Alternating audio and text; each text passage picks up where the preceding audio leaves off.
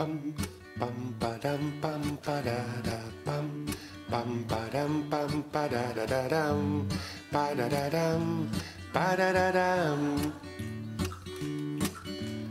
Pam, pam, padam, pam, padadadam, pam, padam, pam, padada, pam, padadadam, pam, pam, padam.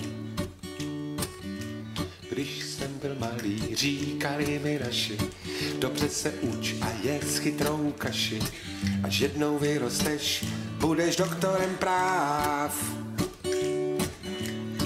Takový doktor si sedí pěkně v suchu, bere velký peníze a škrábe se v uchu. Já jim ale na to řek, chci být hlídačem kráv.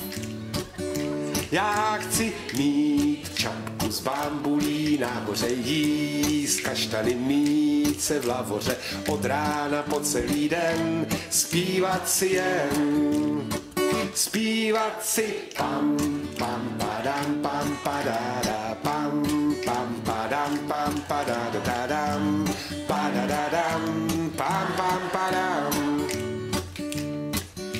K Vánocům mi kupovali hromady knih, co jsem ale vědět chtěl, to nevyčet jsem z nich. Nikde jsem se nedozvěděl, jak se hlídají krávy. Ptal jsem se starších a ptal jsem se všech, každý na mě hleděl jako na pytel blech. Každý se mě opatrně tázal na moje zdraví. Já chci mít čapku z bambulí, nahoře jíst kaštany, mít se v lavoře od rána po celý den, zpívat si jen, zpívat si pam, pam, padam, pam, padada, pam, pam, padam, pam, padadadam, padadadam, padadadam. Dnes už jsem starší a vím, co vím.